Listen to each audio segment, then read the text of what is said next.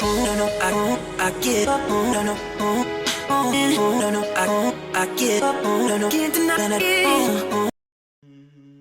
Seigneur, tu es digne de louange ce matin. Digne de louange tu.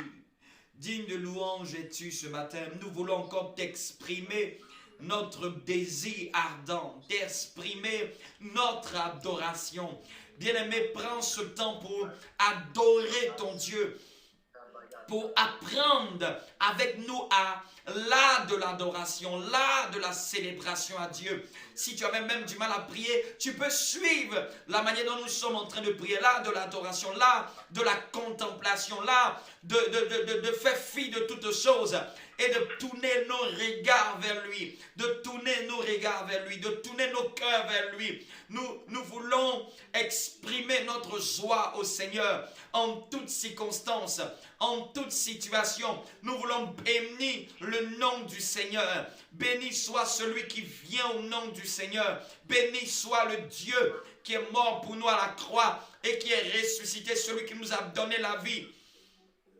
C'est toi qui nous as donné la vie. C'est toi qui nous as donné cette paix. C'est toi qui, oh oui, des deux n'en a fait qu'un seul. C'est toi qui as fait tomber le mur de la séparation. C'est toi qui nous as réconciliés avec le Père. C'est toi qui nous as rachetés à un grand prix. C'est toi qui, par ton sang, nous as accordé la rémission des péchés, la rédemption. C'est toi, Père éternel, Dieu de gloire, qui nous a, oh oui, élus avant la fondation du monde pour que nous soyons saints et irréprochables avec toi. C'est toi qui nous as scellés de l'Esprit Saint. C'est toi qui a répandu en nous l'amour par le Saint-Esprit. C'est toi qui nous as donné les plus belles et les plus précieuses promesses par lesquelles nous sommes devenus fils d'adoption. Tu as fait de nous des fils, des héritiers et des co-héritiers de Christ, Seigneur.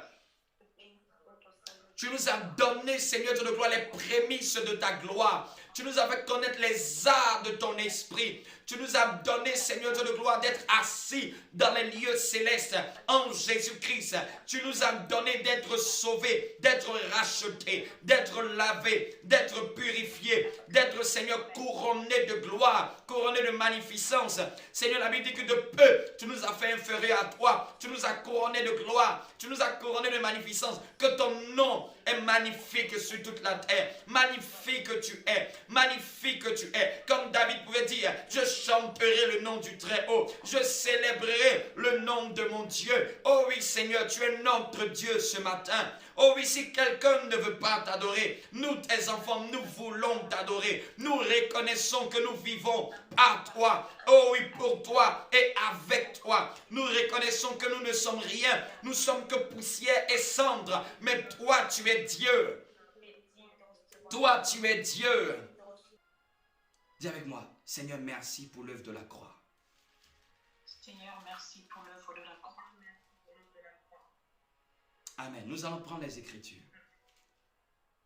Donc, bonne fête à tous.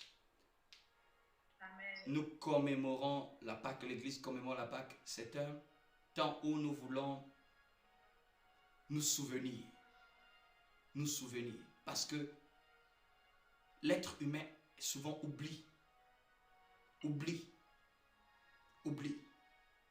Oublie souvent ce qui a été fait. Il est mort pour nous. Il a payé du prix. Il compte sur nous. Il compte sur toi. Il a cru en Pierre. Il a cru en Marc. Il a cru en Jean. Il a cru en ces personnes. Regarde, quand tu lis dans les évangiles, ces personnes n'étaient pas meilleures. Mais Dieu a cru en eux. Et ils sont devenus des colonnes de l'évangile. C'est dans ta faiblesse que Dieu glorifie sa force. Ce que tu appelles faiblesse, Dieu lui prend pour faire sa force. Tu as juste besoin de lui faire confiance. J'aimerais dire à quelqu'un, tu as juste besoin de faire confiance en Dieu en cette saison. Tu as juste besoin de faire confiance en Dieu. Tu as juste besoin de lui faire confiance. Fais-lui confiance. Il ne trahit jamais. Le Dieu que j'ai appris à connaître ne trahit jamais. Souvent, on peut ne pas comprendre tout, mais il ne trahit jamais. Souvent, on peut ne pas savoir tout, mais ceux qui se confient en lui, il ne les trahit jamais. il ne les trahit jamais. Il ne les trahit jamais. Amen. Amen. On va prendre place dans la parole. Je vais donner la parole de ce jour.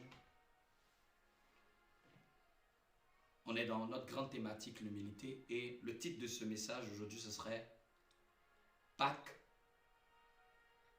Ce sera Pâques.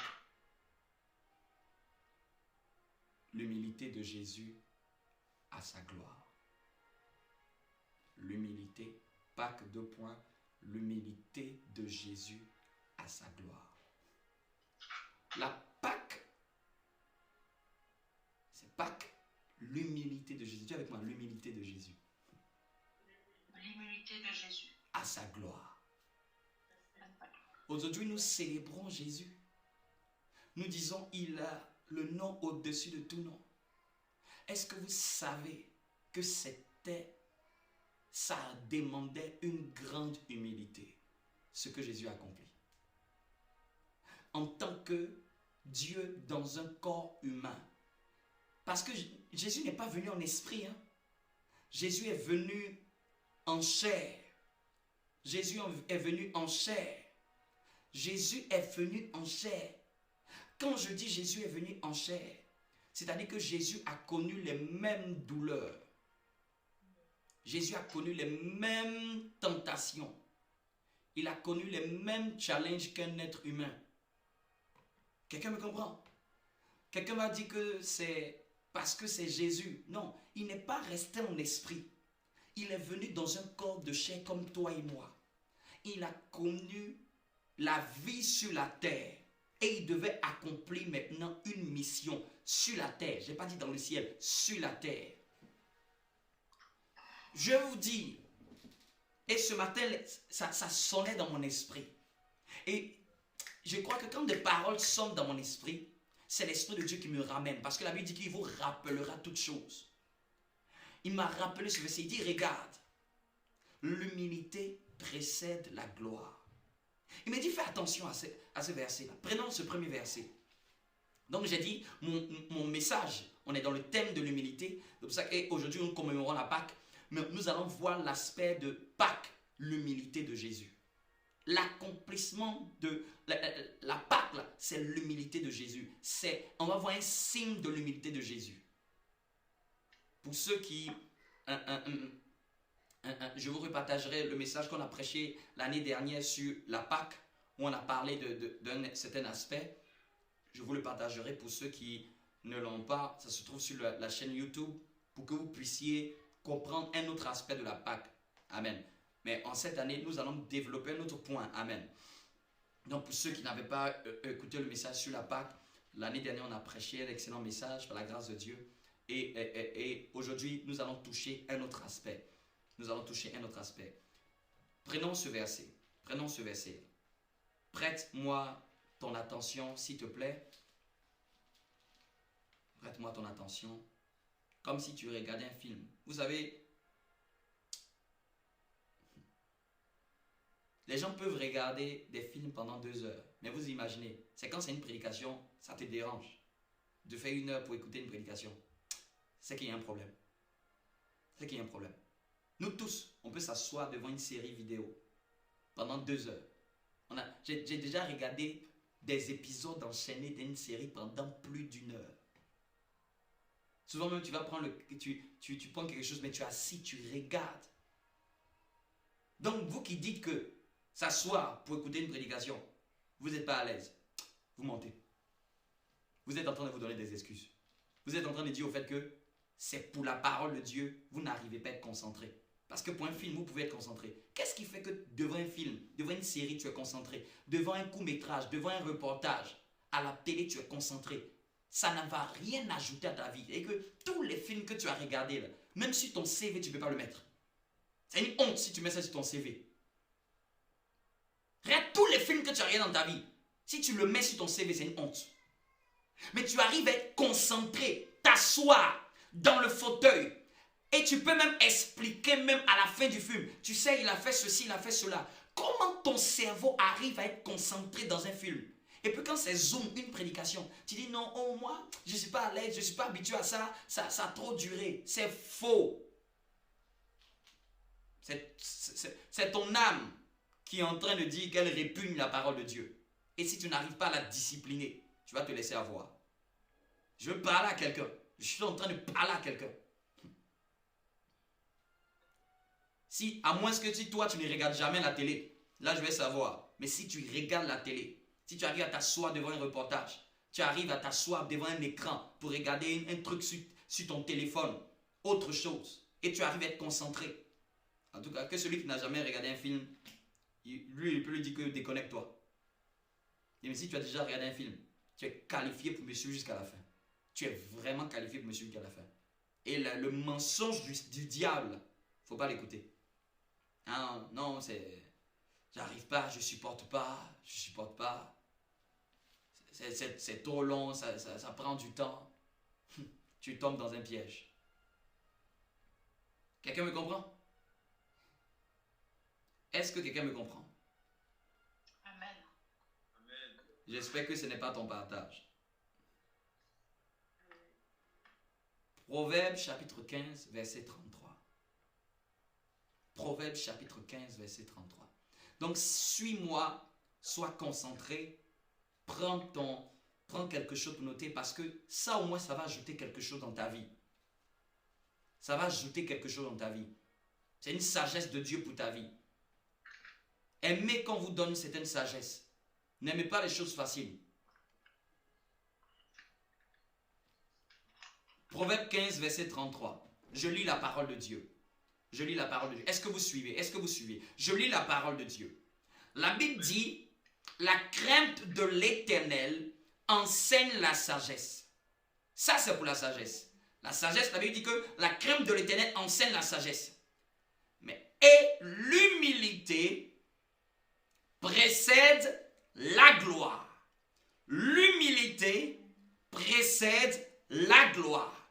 Et l'Esprit de Dieu a fait résonner ce passage ce matin quand je me suis levé dans mon esprit. Il me dit que beaucoup de chrétiens aimeraient avoir la gloire. Qu'est-ce qu'on appelle la gloire? La gloire, c'est d'être élevé. La gloire, c'est être vu devant les hommes. La gloire, c'est quand Dieu te lève à une position heureuse. Tout être humain aime la gloire. La gloire même est de Dieu. La gloire, c'est quand David, tu deviens roi. La gloire, c'est quand Joseph de la prison, tu deviens premier ministre d'Égypte. La gloire, c'est comme toi, Abraham, tu commences, ton nom devient grand et que tu deviens le père d'une multitude. La gloire, c'est comme toi, Jacob, tu deviens Israël et par toi, une nation est fondée. La gloire, c'est comme toi, Gédéon, tu deviens le combattant pour libérer Israël. La gloire, c'est comme toi, Jésus, tu arrives à toucher tous les hommes en même temps. Amen. La gloire fait partie de Dieu, fait partie de notre partage. Il y a un verset dans le livre de Romains, il dit, ceux qu'il a connus d'avance, il les a justifiés. Il les a appelés, d'appeler les a justifiés. Mais quand nous terminons le verset, il dit, à la fin, il les a glorifiés. Non, le but même de la vie d'un enfant de Dieu, c'est d'être glorifié par Dieu. Jésus est rentré dimanche dernier, c'était le dimanche des rameaux. Pour les congrégations catholiques où il se remémore du dimanche des rameaux, Jésus est monté sur l'ânon. Tout le monde a crié Hosanna. Jésus n'a pas dit non, ne faites pas ça. C'était le temps pour qu'il soit glorifié. C'était le temps. Il est né dans une mangeoire. Mais quand il est monté sur l'ânon, tout le monde a crié Hosanna. Toi qui viens au nom du Seigneur. C'était la période où tout le monde a levé les rameaux.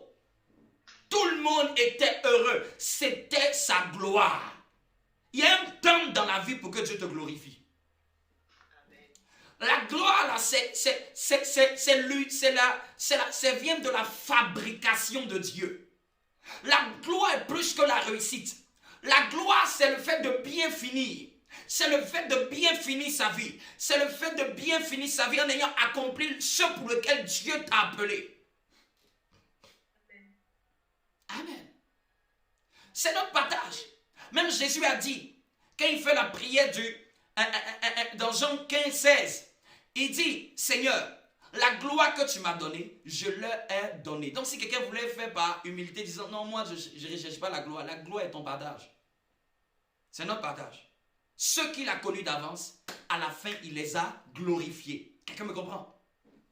Ceux qu'il a connus d'avance, à la fin, il les a glorifiés. C'est dans Romains chapitre 8. Amen.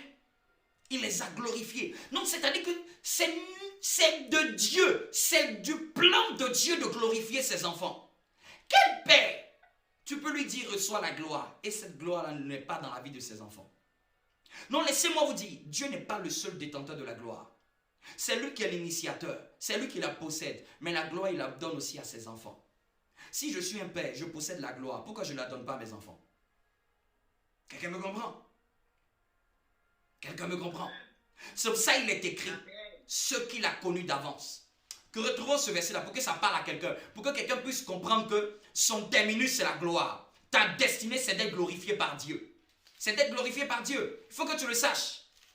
Il faut que tu le saches. Tu n'es pas né sur la terre pour être en bas. Tu n'es pas né sur la terre pour accompagner les autres. Tu n'es pas né sur la terre pour rester en arrière. Tu es né sur la terre pour être glorifié par Dieu. Amen. Paredouge. Kaladabarias. Lezikete beris. Marus kede galedosh. C'est verset 29. Romains 8, verset 29. Car ceux qu'il a connus d'avance, il les a prédestinés à être semblables à l'image de son fils, afin que son fils fût le premier-né d'entre plusieurs frères. Donc son fils doit être le premier-né d'entre plusieurs frères. Nous sommes les frères suivants de Jésus. Et ceux qu'il a prédestinés, il les a aussi appelés. Et ceux qu'il a appelés, il les a aussi justifiés. Il y a beaucoup de chrétiens qui connaissent la doctrine de la justice. Le fait que Jésus nous a justifiés. Le fait que Jésus nous a lavés. Le fait que Jésus nous a pardonnés. Parce que justifier, c'est pardonner. Justifier, c'est le fait de nous avoir pardonné de nos péchés et de nous avoir rendus libres. Beaucoup de chrétiens sont conscients de cette doctrine. Sont conscients de ces messages. Même il y a eu des prédicateurs qui prêchent uniquement sur la justification. C'est bien. Mais la Bible dit que ceux qu'il a justifiés, il les a aussi glorifiés. Laissez qu'il y ait des gens qui prêchent aussi sur la glorification. Amen. Ceux qu'il a justifiés, il les a glorifiés. Glorifier, ça veut dire il les a donné sa gloire. Simplement, il les a donné sa gloire. Donc c'est de Dieu qu'à un moment tu possèdes sa gloire. Mais pour posséder sa gloire, l'Esprit de Dieu me dit, comprends bien le verset. Il dit, j'ai dit, l'humilité précède la gloire. J'aimerais dire un enfant de Dieu, si tu veux la gloire et tu crois que c'est en priant un jeûnant tu vas avoir la gloire, tu rêves. La gloire, il nous a donné la méthode. La gloire, il dit, l'humilité précède la gloire. Quand quelqu'un te dit que l'humilité précède la gloire, il est en train de te dire, mais mon enfant, la gloire que tu cherches là, la gloire que tu veux que je mette sur toi, la gloire que tu veux que je dépose dans ta famille, dans ton foyer, sur la vie de tes enfants, dans ton travail, ce n'est pas parce que simplement tu pries. Ah non, ne croyez pas que vous allez simplement prier et la gloire va venir sur vous. La prière, c'est pour notre intimité avec Dieu. Mais si c'est lui qui a dit, il n'a pas dit que la prière précède la gloire. Il a dit l'humilité précède la gloire. Et l'Esprit de Dieu m'a fait comprendre. Il dit, dis-leur, ceux qui ne croyaient pas en ce message, ceux qui pensaient que ce message n'était pas pour eux, ils sont en train de se tromper. Parce qu'ils veulent la gloire de Dieu, mais ils ne veulent pas connaître comment on fait pour l'avoir. Comment Dieu fait pour en faire emmener quelqu'un dans la gloire. Je vous dis, dans ma vie, j'ai vu des gens prier plus que moi. J'ai vu des gens, même je sais qu'il y a des serviteurs de Dieu qui jeûnent plus que moi. Mais je suis sûr, il y a des choses que j'ai qui n'ont pas. Parce que tout ne s'obtient pas dans le ciel uniquement par la force. Parce que Dieu sait que si on te dit que c'est 21 jours de jeûne, tu vas les faire les 21 jours de jeûne. Si on te dit que c'est 21 jours de jeûne pour que tu sois élevé, nous tous ici on va faire. Si on nous dit même que c'est 40 jours de jeûne qu'on doit faire pour être élevé, vous allez voir, c'est trop facile. Tout le monde va faire. Tout le monde va faire. Même si c'est dur, tout le monde va faire. C'est vrai ou pas? Si tout de suite on te dit, il faut faire 40 jours en 2022, où tu manges seulement que les soirs. Et puis, si tu fais ça, Dieu va t'élever. Je vous dis, nous tous, on va le faire. Nous tous. C'est vrai ou pas? C'est vrai ou pas? C'est vrai ou pas? Nous tous, on va le faire. Même celui qui dit truc difficile, ce jour-là, il va se concentrer. Même les musulmans les plus bizarres, ils te montrent que le jour de leur ramadan, ils font ça.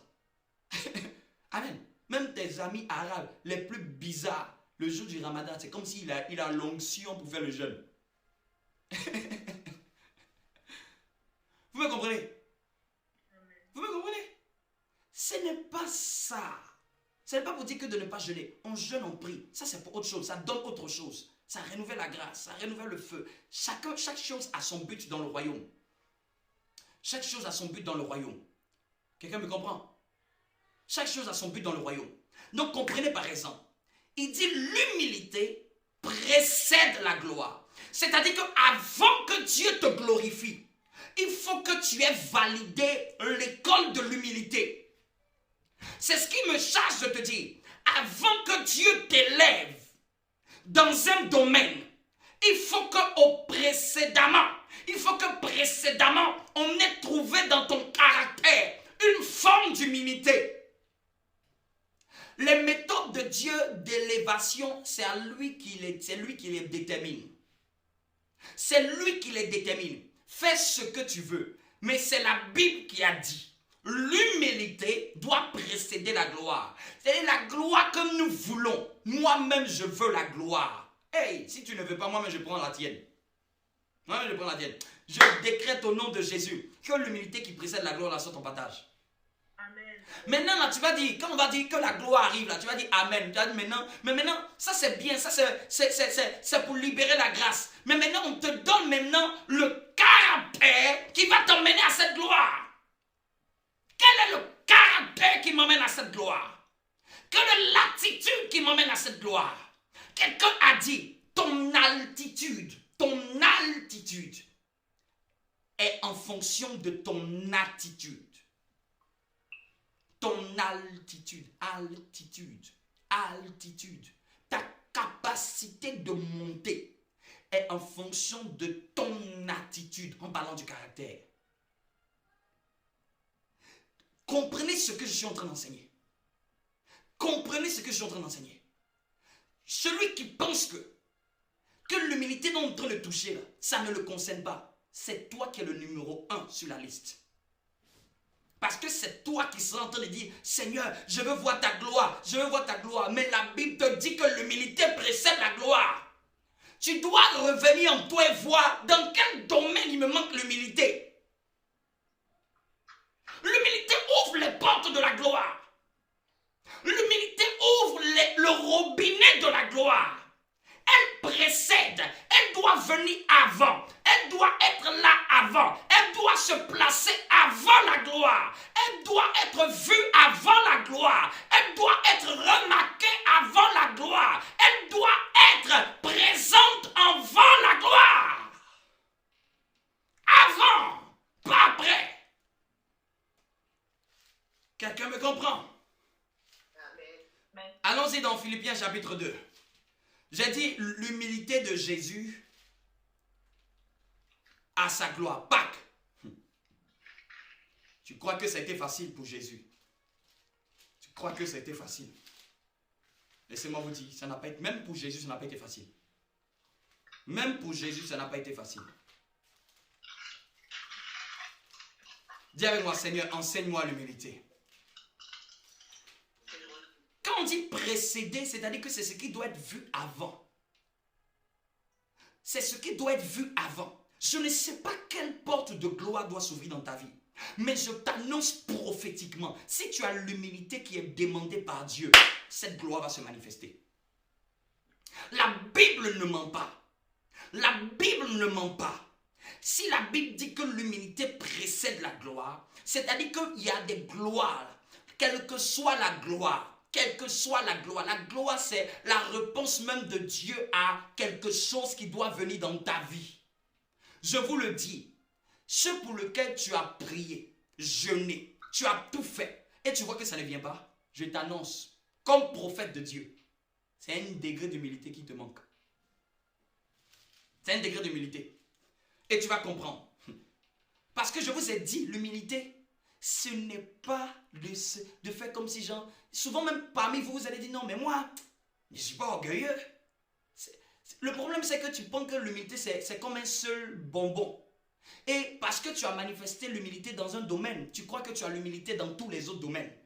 Tu peux être humble dans un domaine et être orgueilleux ou orgueilleuse dans un autre. Ça, Dieu me l'a fait comprendre. Est-ce que quelqu'un me comprend? Je vous partage une histoire. Parce que quand j'étais en train de la période de l'humilité, Dieu a utilisé même tout ce que j'écoute pour me faire comprendre l'humilité. Cette semaine, je suis tombé sur tout ce qui concerne l'humilité. Il me dit, c'est un pasteur qui rendait le témoignage. Lui aussi, bizarrement, il parlait de l'humilité. Et pratiquement, on parlait de la même chose. C'est que lui, son message de cette semaine-là, c'était pareil aussi sur ce que je vais vous prêcher. J'ai dit, waouh, c'est que c'est le même esprit. Il disait, un jour Dieu lui dit, il avait une Opel.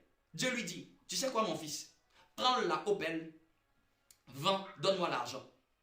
Il dit, ah Seigneur, c'est le seul truc qu'on prend pour aller déposer les enfants à l'école. Il dit, si tu ne prends pas, tu ne déposes pas, rassure-toi qu'elle va se gâter. C'est soit tu fais, mais rassure-toi que tu ne vas pas durer avec cette voiture. Vous voyez un peu. Dieu voulait lui enseigner l'humilité. Dieu voulait lui faire comprendre qu'il lui manquait une certaine humilité. Vous savez ce qui se passe? Il prend l'argent de la Opel, il vend la Opel, il donne. Donc il repart en taxi comme pasteur. Il est dans un pays d'Afrique. Donc il prend le taxi par le mon cher. Et il a dit une chose. Au début il ne comprenait pas. Il a dit, oh mais ça va, je vais prendre le taxi pour entrer. Je lui ai dit, je n'ai pas encore fini ton école. Vous savez ce qu'il dit? Vous voulez comprendre, vous voulez comprendre, vous voulez comprendre. Quelqu'un me comprendre? Écoute-moi bien. Il dit, quand tu as la voiture personnelle dans leur cité, c'est une cité protégée, il y a un gardien. Quand tu viens ta voiture personnelle, tu peux rentrer à n'importe quelle heure. Mais quand tu viens avec un taxi à une certaine heure tardive, tu ne peux plus entrer dans la cité. Tu dois rester dehors et marcher. Vous me comprenez? Marcher. Donc quand il arrive à 22 h le soir, l'heure où ce n'est plus l'heure d'entrer avec la voiture personnelle, il arrive avec le taxi. Il dit au chauffeur du taxi, dis au gardien d'ouvrir la porte. Le gardien dit, j'ouvre pas. Il est énervé. Ah, qui c'est que gardien ça? Il descend du taxi. Il marche pour aller dans son appartement. Ça lui faisait mal.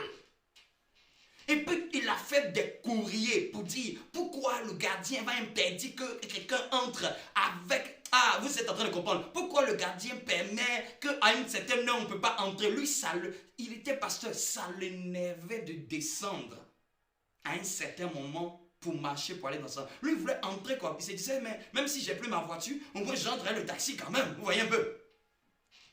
Vous voyez un peu? Quelqu'un me comprend? J'entre au moins le taxi quand même. On va voir qu'au moins j'ai la voiture. Dieu permettait que le gardien là, lui dise, tu restes dehors. Il a fait tous les courriers, ça n'a pas marché. Tous les courriers à l'administration, au syndicat, au manchin. J'ai dit, à chaque fois, il dit, le gardien m'énerve. Il m'énerve. Il dit, il était dans une colère. Et puis Dieu lui a dit, tu es orgueilleux. Il dit, comment ça? Il dit, tu ne respectes pas le gardien. C'est une autorité. Tu ne le respectes pas. Si c'est lui qui est le gardien qui dit on n'entre pas, faut te soumettre à ce qu'il dit.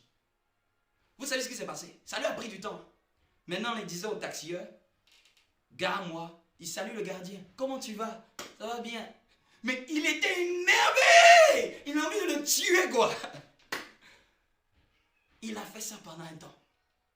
Il a dit, mais il y a un gardien là, il ne sait pas d'où il vient. C'est comme s'il vient d'arriver. Et lui-même là, c'est lui-même qui déteste même le pasteur. Quand il voit le pasteur là, jamais tu vas passer.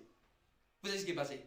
Un jour, un couple lui a appelé pour lui dire, on a acheté une grande voiture. Dieu nous dit de te donner. C'est là qu'il a eu une grande voiture. Et Dieu lui a dit, tu as passé le test. Dieu voulait simplement lui dire, tu n'as pas été humble. Il voulait l'emmener à redescendre parce qu'il voulait l'emmener dans une école pour revenir. C'était juste le gardien. Juste le gardien. Il était pasteur. Mais son regard vis-à-vis du gardien n'était pas un regard humble. Il méprisait le gardien. Il pensait que le gardien n'est rien. Et ça l'énervait. Est-ce que je parle à quelqu'un? Est-ce que je parle à quelqu'un? Lisons Philippiens 2. On en vient. Mais je te donne cette histoire pour que ça te donne de l'eau en la bouche. Non, aujourd'hui, je vais te donner les secrets de la gloire. Est-ce que quelqu'un peut me dire amen? Dis avec moi, pasteur, donne-moi le code pour entrer dans la gloire. Je vais te donner le secret. Hey, je vais te donner le secret. Je vais te donner le secret.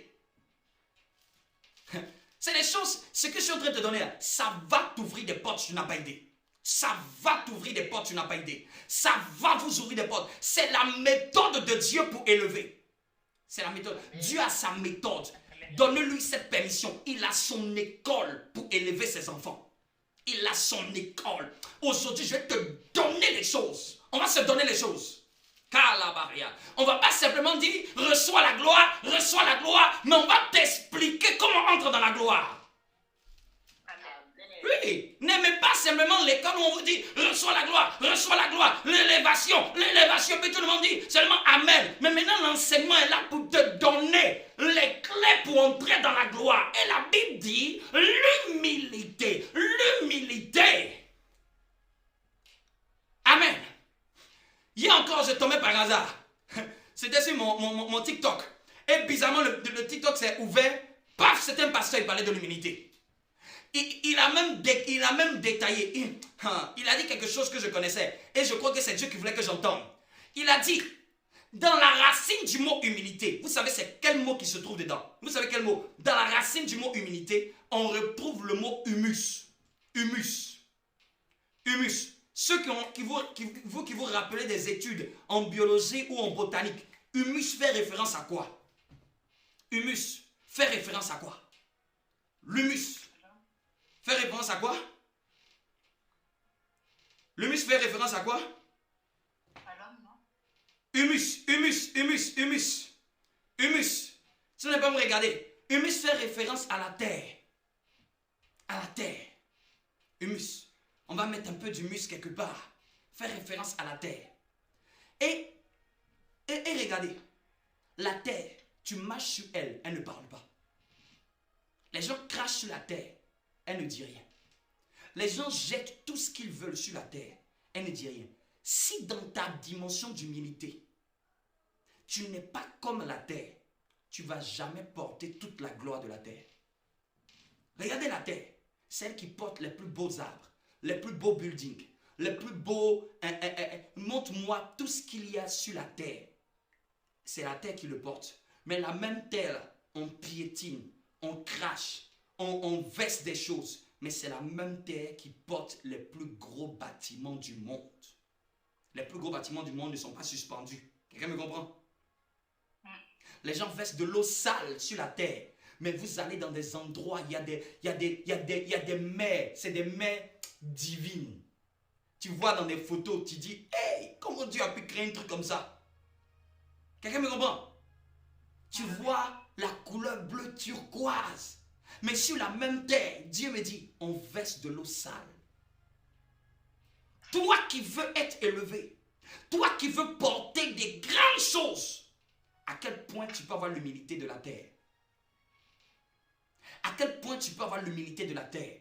Je vous dis, les chrétiens n'aiment pas ce que je suis en train d'enseigner. Parce que vous aimez les raccourcis. Au ciel, il n'y a pas de raccourcis. Je suis désolé. La chrétienté de raccourcis, où on doit te donner des raccourcis par imposition des mains, c'est faux. C'est pour ça que beaucoup de chrétiens n'ont jamais été épanouis parce qu'ils croyaient que tout s'obtenait par raccourci. Il y a des choses, c'est la Bible qui a dit, c'est l'humilité qui précède la gloire. C'est l'humilité qui précède la gloire. Quelqu'un me comprend? Amen. Ne soyez pas amoureux des raccourcis dans les choses de Dieu.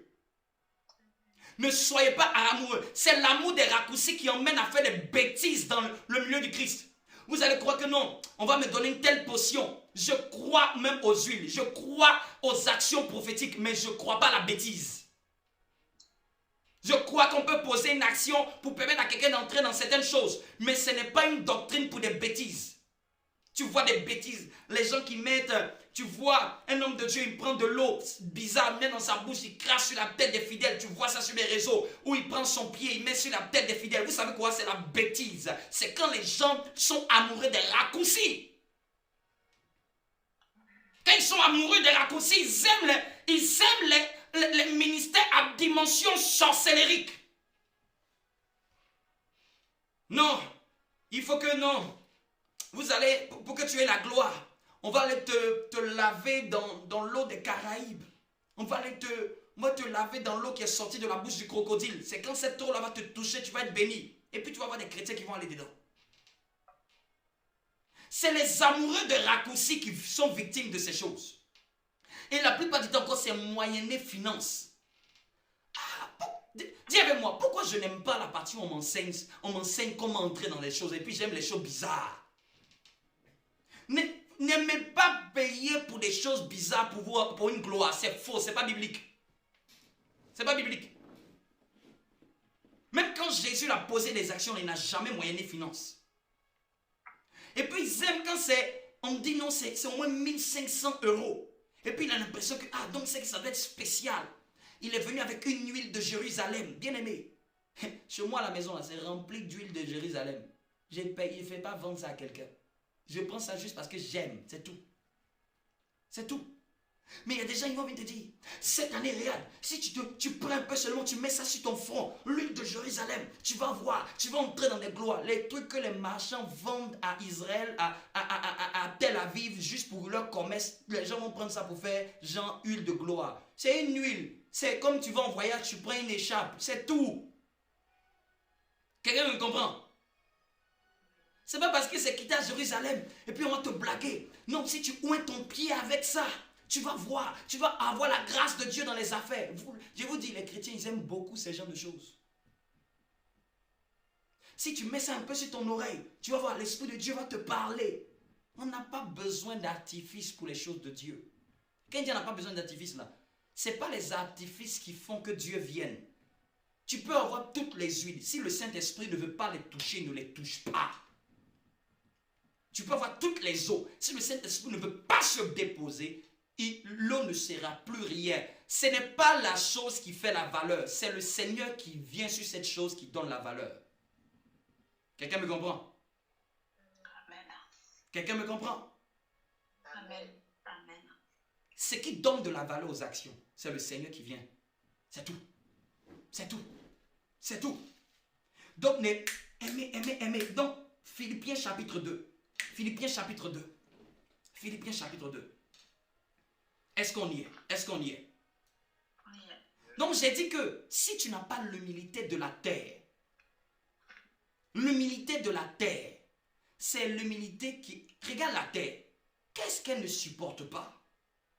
Elle ne s'est jamais plainte, elle n'a jamais parlé, mais c'est elle qui détient les endroits les plus beaux. C'est sur la terre, c'est pas dans ta chambre. On est d'accord ou pas? Les endroits les plus beaux, c'est pas dans ta chambre.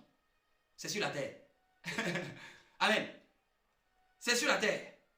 Mais regarde ce qu'on fait à la terre. Pourquoi toi tu veux la gloire et tu n'es pas prêt à avoir l'humilité de la terre? Regardez tous ceux qui sont entrés dans la destinée. Même Joseph. Joseph qui est l'exemple typique d'un chrétien qui doit être appelé à entrer dans une destinée. Vous pensez que Dieu a emmené Joseph en prison pourquoi? Je vous pose la question. Vous pensez que Dieu a emmené Joseph pourquoi en prison?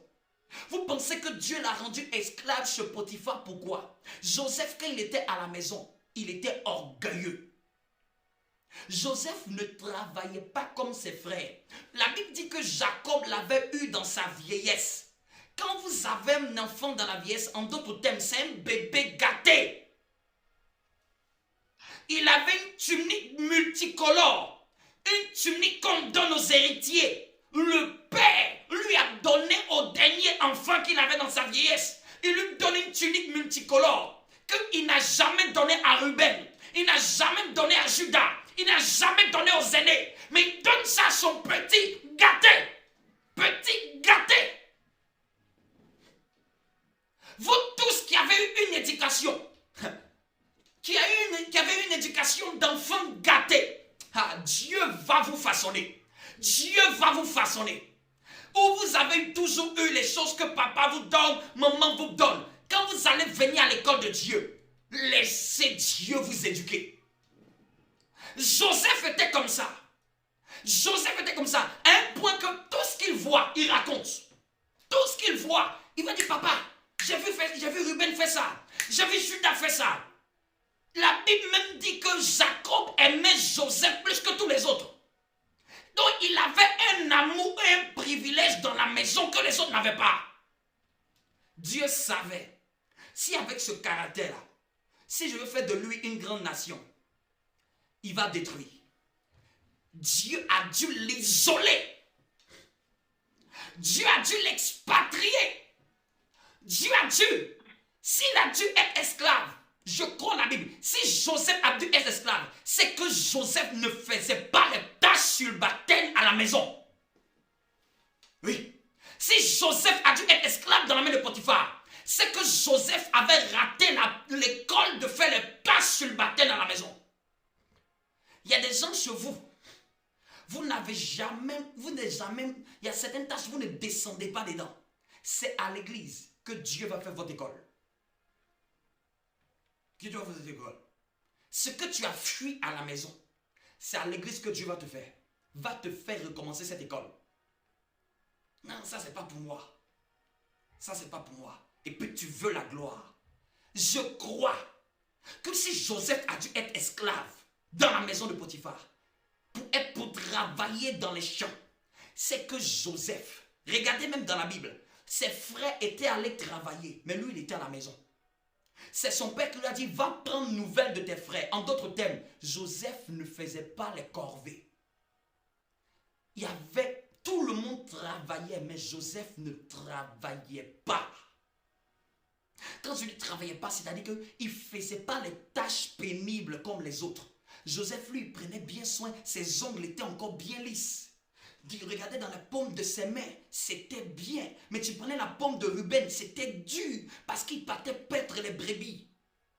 Il fallait qu'ils arrachent la peau des brebis, il fallait qu'ils étaient bergers. C'était dur d'être berger en cette période-là. La preuve, il n'était même pas allé avec eux. Il était dans les jupons, dans le périmètre de ses parents. Casolé, chouchouté, aimé.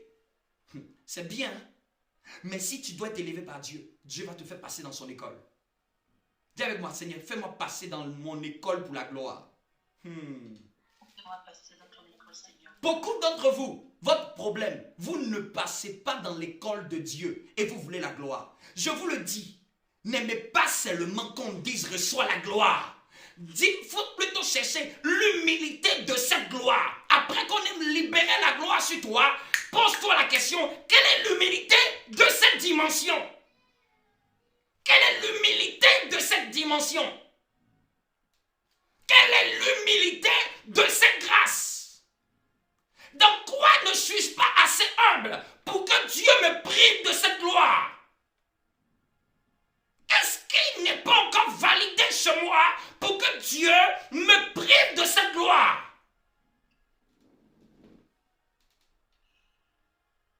Quelqu'un me comprend? J'ai dit Philippiens chapitre 2. Écoute-moi très bien. Cet enseignement-là peut te faire gagner des années sur ta vie. Philippiens chapitre 2. Lisons, je vais lire. À partir du verset 2. L'écotabaria. Les barros souketabaria. Eskid talekoshaya. Oh, je sens la gloire de Dieu. Je sens que Dieu aime cet enseignement.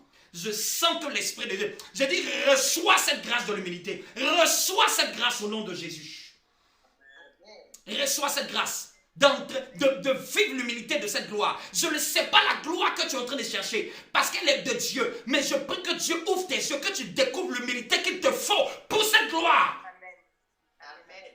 Kaledo Shabaria. Partie du verset 3. Je lis la parole de Dieu. L'apôtre Paul écrit, ne faites rien pour passer devant les autres ou pour que les autres vous admirent. Ne faites rien, je lis dans la version parole de vie. Il dit, ne faites rien pour passer devant les autres ou pour que les autres vous admirent. Dans certaines versions, dans la version Louis II, il dit, ne faites rien par esprit de parti ou par vaine gloire.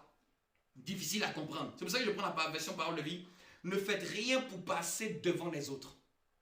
Ne faites rien pour passer devant les autres ou pour que les autres vous admirent. Il dit cela ne vaut rien. Cela ne vaut rien. Cela ne vaut rien. quand tu veux avoir l'humilité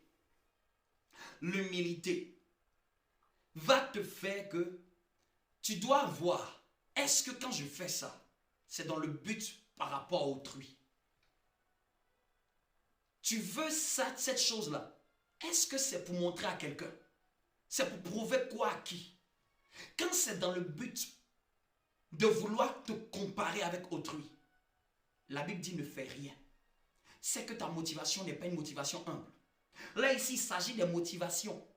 Ne faites rien pour passer devant les autres. C'est-à-dire qu'il est en train de dire, vos motivations, là, une fois que c'est dans le but de passer devant les autres, dans le but de vous faire remarquer par les autres, cette motivation n'est pas humble. Et c'est ce que j'appelle l'humilité des motivations. L'humilité des motivations. Dis avec moi, l'humilité de mes motivations. Quelles sont tes motivations? Est-ce que c'est lié à quelqu'un? Est-ce que c'est pour te comparer à quelqu'un? Ou bien c'est pour que tu sois vu par rapport à quelqu'un d'autre? Ah, ils vont voir. Non, ceux-là, ils vont voir. Quand Dieu va me faire grâce, ils vont voir. Ce n'est pas une bonne motivation. Ils me méprisent. Quand je vais passer devant, ils vont voir. Eux, ils vont être derrière. Jésus est en train de nous dire par l'apôtre Paul, ce n'est pas une bonne motivation. Il dit, ne faites rien pour passer devant les autres. Ne faites rien pour que, en un mot, quand tes motivations sont le but que les gens t'admirent.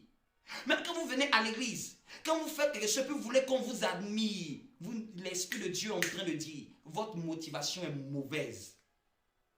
Tu viens, puis tu veux que ce soit le pasteur qui t'admire. Il y a des gens je connais des gens, quand j'étais avec mon ancien pasteur, non, tu m'as jamais admiré, tu n'as jamais dit. Non, quand tu fais quelque chose, n'attends pas que les gens t'admirent. Tu le fais parce que tu as envie de le faire. Tu le fais parce que tu as envie de le faire.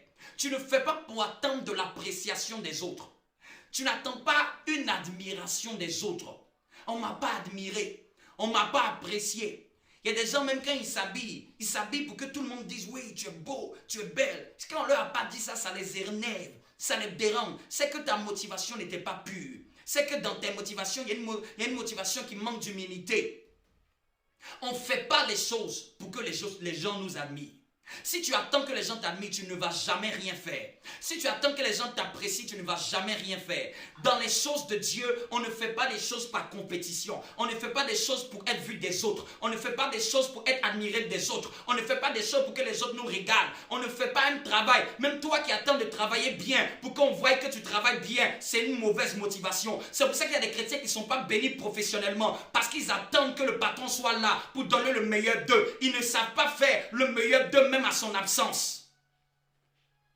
Il attend que le patron passe pour se concentrer. Il attend que le patron passe pour donner le meilleur de lui-même. Il attend qu'on demande des questions pour commencer à maintenant à chercher des réponses. Il cherche à être admiré. Quand tu cherches à être admiré des hommes, Jésus est en train de dire, tes motivations ne sont pas humbles. Elles ne sont pas pures. Elles ne sont pas bonnes. Elles sont mauvaises. Ne faites rien pour passer devant les autres. L'avoir envie de passer devant les autres. Amen. Amen. Qui a une autre version encore? Balado, shala. Je prends encore la version Martins. La Bible dit, dans la version Martins, il dit que rien ne se fasse par un esprit de dispute. Que rien, j'aime bien encore cette version Martins, que rien ne se fasse par un esprit de dispute. Au fait, quand il dit, il y a des gens, ce qu'ils doivent faire, ça doit créer la dispute. C'est que ta motivation n'est pas pure. Si tu dois faire quelque chose, si ton intention est pure, est humble, ça ne doit pas mener à créer la dispute. Je vous dis, même quand vous avez des idées, et que vos idées deviennent une source de conflit, c'est que ta motivation n'est pas pure. Si cette idée venait du Seigneur, elle ne devait pas créer un conflit. Elle ne devait pas une source de dispute. Si tu pensais que tu avais la meilleure idée, tu te serais tu. Non, mais moi j'ai donné cette idée, on n'a pas pris. C'est que ton idée là n'est pas humble. Elle n'est pas basée sur une bonne motivation. N'aimez pas être les gens qui, par leurs activités, créent la dispute. Je vous dis, quand vous êtes quelque part et que vous commencez à créer la dispute par vos actions, par vos manières de faire, ça ne paraît pas humble. Ça attire sur vous quelque chose qui n'est pas humble. Ça révèle au fait que vous manquez d'humilité. Parce que tu es dans un groupe, tu es dans un endroit, ce que tu es en même de la dispute, ce que tu fais en même de la dispute, et toi-même tu es dedans. Si c'est les autres qui parlent, ok, mais toi-même tu commences à te chamailler avec les autres. Toi-même tu commences à débattre, à vouloir défendre ton idée. Quand si cette idée vient de Dieu, tu as besoin de la défendre, pourquoi? Je vous parle, vous qui aimez vouloir justifier vos idées, quand une idée vient de Dieu, vous pensez Dieu, il va venir justifier son idée. Il vous soumet l'idée. Si vous êtes humble, vous comprenez. Vous n'êtes pas humble, vous la laissez. Et il n'a pas de complexe. D'ailleurs, il y a des choses que Dieu nous a dites. Est-ce qu'il a fait un conflit avec ça, avec nous? Est-ce qu'il nous a créé des disputes avec ça? Non, moi j'ai donné l'idée. Et puis tu fais une histoire sur cette idée. Tu es le plus orgueilleux de parmi nous. Tu es la plus orgueilleuse de parmi nous. Parce que si cette idée était une motivation pure, même si les gens l'ont oublié, ils vont revenir pour dire « Ah, tu avais vraiment raison ». Il y a certains parmi vous, vous avez souvent de bonnes idées, mais l'esprit qui est derrière, l'esprit qui vient dessus, fait qu'on ne prendra jamais votre idée. Parce que l'esprit avec lequel vous soumettez l'idée vient dans un esprit de dispute. Vient dans un esprit de conflit, vient dans un esprit de vouloir vous faire remarquer, vient dans un esprit de vouloir dire aussi, moi aussi je veux qu'on prenne pour moi. Amen. N'aimez pas être comme ça. Ça ne vous attire pas des faveurs. Je vous ai dit, un pasteur donné un témoignage qui voulait embaucher une sœur chrétienne. Mais jusqu'il voulait l'embaucher, il a demandé quels sont les témoignages. Elle a entendu 2 mauvais témoignages. Il dit, je te bloque cette opportunité. Jamais je te donne. Vous ne connaissez pas. Par votre attitude, vous êtes en train de vous priver de gloire. Il y a des gens qui vous observent. Il y a des gens qui vous regardent. Il y a des gens qui vous voient. Il y a des gens qui regardent ce que vous faites. Ne pensez pas que vous êtes seul. Il y a des anges qui vous observent. Il y a le ciel qui vous regarde. Quand vous croyez que vous êtes à un marché, quand vous croyez au travail que vous êtes à un marché, quand vous croyez, quand vous parlez avec votre collègue de travail, vous êtes à un marché, vous allez vous priver de certaines gloires. Vous allez vous priver de certaines gloires. Vous allez vous priver de certaines gloires. Quand, quelle que soit ton initiative, quand ça doit emmener la dispute, l'Esprit de Dieu te dit, c'est que tes motivations ne sont pas humbles. Check your motivation. Check. Dis avec moi, Seigneur, donne-moi de revoir mes motivations. Seigneur, donne-moi de motivation. C'est vous qui voulez avoir toujours raison. Toujours raison. Je vous dis, hein, vous n'êtes pas assez humble pour aller dans là où vous voulez. Vous n'êtes pas assez humble. Vous pouvez croire, mais détrompez-vous. Détrompez-vous de croire que vous êtes assez humble pour aller dans là où Dieu vous emmène. Si vous devez avoir la chose de Dieu, peut-être vous allez la détruire. Ça peut rester suspendu pour vous pendant des années. Parce que vous n'êtes pas assez humble. Que rien ne se fasse. Qu'est-ce que tu fais? Est-ce que quand tu fais quelque chose, il y a la dispute qui vient? Il dit par vaine gloire. La vaine gloire, c'est-à-dire que tu as envie que tout le monde te voit. Tout le monde te voit. Oh, je suis vu, il faut qu'on m'admire. Tu le fais parce que tu veux de l'admiration. Joseph, quand il a interprété le songe, regardez ce qui s'est passé. Il a voulu demander à l'échanson, celui qui verse le vin sur la table du roi. Il a voulu demander à l'échanson, s'il te plaît, ne m'oublie pas. Il faut dire au roi qu'il y a quelqu'un, moi, on m'a emprisonné injustement. Vous savez ce que la Bible a dit? La Bible dit qu'il l'oublia. Tu ne dois pas chercher à te justifier ou à vouloir passer. C'est-à-dire que lui, il était en prison. Il voulait utiliser un micmac. Dit, au moins comme tu vois, je t'ai aidé. Dis à l'échange, dis au roi au moins qu'il y a un jeune juif là. Il est en prison ici injustement. On peut bien vous expliquer. Il a commencé à mettre les chansons de côté. Tu sais, moi là, en fait, moi je suis innocent. Hein? On m'a mis ici en prison pour rien. Je n'ai pas touché la femme de Potiphar. Je t'explique dans le live. Tu as les relations. Essaie de voir le pharaon. C'était une vaine gloire. La Bible dit, il l'oublia. C'est Dieu qui a fait qu'on l'oublie. Dieu voulait dire à Joseph, c'est pas toi qui vas te justifier. C'est pas toi qui vas utiliser une autre méthode pour sortir. C'est moi qui t'ai emmené ici, c'est moi qui vais te faire sortir quand je vais voir tu es prêt. Joseph voulait sortir de... Est-ce que vous savez, Joseph voulait trouver une solution pour sortir de prison. Joseph voulait sortir de prison de lui-même. Il voulait utiliser la grâce qu'il avait eue, comme il a pu interpréter le songe. Il voulait dire, tu sais, j'ai pu utiliser, j'étais aidé quand même. Aide-moi aussi. C'est le fait de vouloir une vaine gloire. Même si vous avez aidé quelqu'un dans votre vie, n'utilisez pas le fait que vous l'avez aidé pour prétendre à quelque chose auprès de lui. Ce n'est pas une bonne chose. Ne cherchez pas à vous appuyer sur le fait que vous avez été une bénédiction pour lui, pour que vous puissiez marchander quelque chose auprès de lui.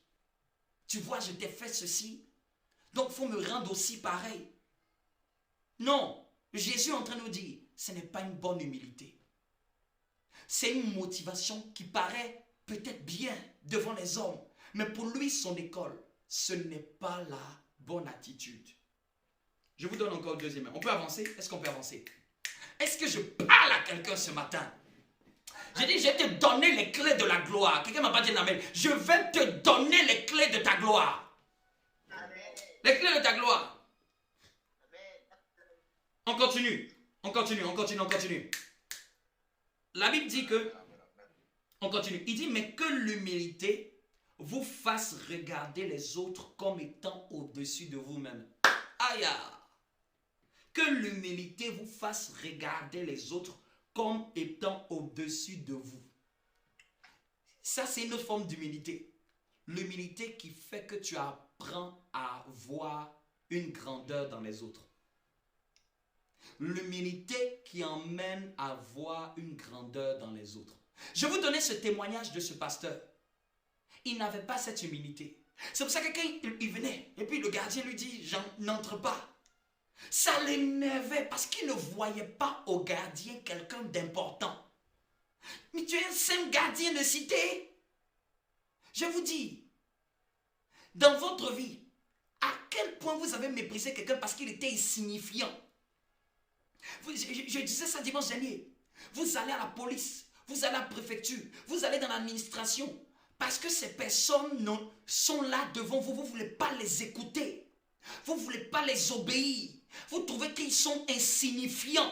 Vous parlez avec eux-mêmes, quand vous parlez même avec quelqu'un qui est au téléphone, d'un assistant qui représente une société, ne le méprisez pas. Ce n'est pas parce qu'il n'est pas le directeur que vous allez mépriser son poste. Et beaucoup d'enfants de Dieu veulent être élevés, mais vous n'avez pas l'humilité de voir la grandeur dans les autres. De voir la grandeur dans les autres. De voir la grandeur dans les autres. C'est ça qui vous fait défaut. C'est ça qui vous fait défaut. Vous voyez toujours le côté imparfait.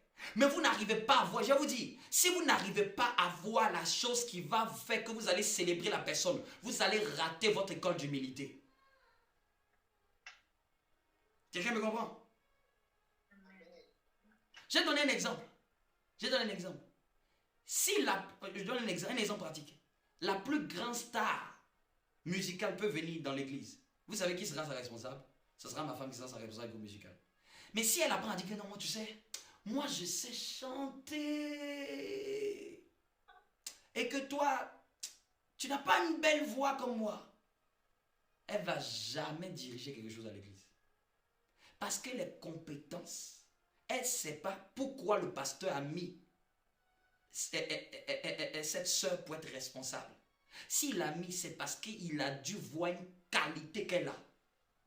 Parce que si toi on te donnait, il y a longtemps tu aurais tout détruit. Amen. Souvent, vous n'aimez pas voir la grandeur dans la vie des autres. Et c'est pour ça que Dieu ne vous élève pas dans les choses qui sont à vous. J'ai dit, ce pasteur, il méprisait le gardien. Dis à qui tu as méprisé? Qui tu as méprisé? L'humilité fait que tu vois la grandeur dans les autres. Tu as méprisé qui? À ton petit niveau, là, tu méprises déjà les gens. À ton petit niveau, tu n'es pas arrivé quelque part et tu méprises déjà les gens. Tu négliges même les gens qui ont des postes inférieurs. Tu banalises les gens. Tu n'arrives pas à t'abaisser auprès d'autres personnes. Toi, tu n'es même pas arrivé quelque part. Tu n'arrives pas à t'humilier pour voir la grandeur dans autrui. Même si la personne, tu es plus compétente qu'elle. Je vous parle même, il y a des gens fous au travail. Quelqu'un peut être plus jeune. Et puis il est ton responsable. Si tu le méprises, tu ne vas jamais être élevé par Dieu. Jamais. Si tu n'apprends pas à voir dans ce jeune la grâce qu'il a. Et tout ce que tu es en train de dire, c'est qui même ces jeunes-là? Depuis quand ils peuvent nous diriger? Nous-mêmes, on est là dans le poste là, il y a longtemps. Tu vas vieillir dans ce poste. Voilà. Je vous donne les secrets. Non, non, tu méprises. À mon travail, celle qui est ma première responsable, c'est une plus jeune que moi. Je n'ai aucun complexe. Je n'ai aucun complexe. Aucun complexe. J'ai dit aucun complexe. Je la respecte comme elle est. Parce que si c'est elle qui est là, c'est elle qui est la première responsable. Mais vous, non. Elle est jeune, et elle a son âge. Mais nous, attends. Et puis souvent même les gens m'ont dit, tu sais qui je suis? Je suis plus âgé que toi. Je suis plus âgé que toi. Donc, je suis en mieux de pouvoir prétendre à ce poste que toi. Ce n'est pas l'âge qui donne la prétendue à un poste. Ce n'est pas la compétence aussi qui donne la prétendue. Tu peux être très compétent, mais être orgueilleux pour diriger les gens. Ce n'est pas la compétence aussi. Tu peux être très compétent et ton responsable peut avoir moins de compétences que toi, mais c'est ton responsable. C'est ton chef. Tu lui dois le respect. Tu lui dois de lui rendre compte. Je vous dis, est-ce que je peux vous parler ce matin? Est-ce que je peux vous parler ce matin? La Bible dit, celui qui est fidèle dans les petites choses sera fidèle dans les plus grandes. Quand tu veux prétendre à la grandeur, rassure-toi d'être fidèle dans les petites choses. Fidèle dans les petites choses. Je vais prendre un exemple. Vous, par exemple, vous pensez que ça ne sert à rien de rendre compte à ton chef supérieur pour une chose insignifiante. Non, ce n'est rien. Ce n'est rien. Je vous dis, ma chef qui est au travail, quand il y a une histoire, je la mets en copie. Je ne dis pas, oh, elle est plus jeune, elle ne va pas connaître ça. Moi, j'écris, je n'ai pas besoin de la mettre en copie. Je la mets en copie. Je la mets tellement en copie qu'elle m'a dit, pardon, arrête de me mettre en copie. Pardon. Parce que c'est ça, être humble. Je vous dis, quand vous avez du mal, ça c'est une forme d'humilité, quand vous avez du mal à rendre compte à quelqu'un qui est plus au-dessus de vous, vous pensez que c'est par hasard, mais ça révèle un manque d'humilité. Si déjà à cette petite échelle, vous ne pouvez pas lui dire, je ne peux pas être là.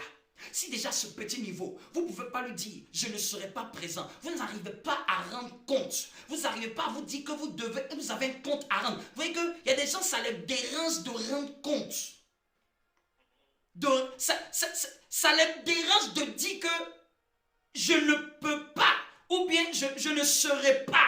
Vous comprenez ce que je veux dire? Ou bien de rendre compte à quelqu'un d'autre. Il y a des gens, ils ont ce complexe-là de rendre compte. Vous voulez faire, et puis personne ne va regarder ce que vous allez faire. Vous n'allez jamais être élevé. Joseph, là, il était dans la prison jusqu'à l'administrateur de la prison a dit vraiment, je ne vais plus même m'occuper de Joseph. Il me rend tellement compte qu'on est tellement fiers de lui. Joseph, la Bible dit que Joseph a géré la prison sans qu'on lui demande des comptes. Mais pourquoi on arrive où on ne te demande plus des comptes? C'est parce que tu as été fidèle à rendre des comptes. Un pasteur, vous savez son décret pour savoir un mauvais pasteur? Il lui dit, va faire une église. S'il voit que pendant plusieurs dimanches, ce pasteur ne lui dit pas combien de gens sont venus. Ne lui dit pas, aujourd'hui on a eu tel. Il voit ça pendant un mois, il dit, oh, il va faire un mauvais pasteur. C'est fini. Lui, c'est comme ça qu'il sait que tu vas faire un mauvais pasteur. Mais si dans ta tête, le jeune pasteur pouvait dire, oh bon, j'ai pas besoin de lui dire qu'aujourd'hui on a eu telle entrée, j'ai pas besoin de lui dire. Il cache la petite chose, caché. Je vous dis, quand vous pensez que c'est insignifiant et que vous n'avez pas besoin de rendre compte sur ce qui est insignifiant, vous ne serez jamais qualifié pour rendre compte sur ce qui est grand. Vous croyez pouvoir, mais vous n'aurez pas l'onction pour ça. Oui. C'est pour ça que, par exemple, un jour, quand on avait la conférence, j'ai regardé les tickets avec lesquels il y avait des invités, on achetait de l'Oasis, tout ça. J'ai dit à ma femme, où l'Oasis la sort? Est-ce que moi, je savais qu'il y avait de l'Oasis qui devait sortir de la carte de l'église? Non, elle a dit que c'est insignifiant. J'ai dit non, il ne faut pas penser que c'est insignifiant.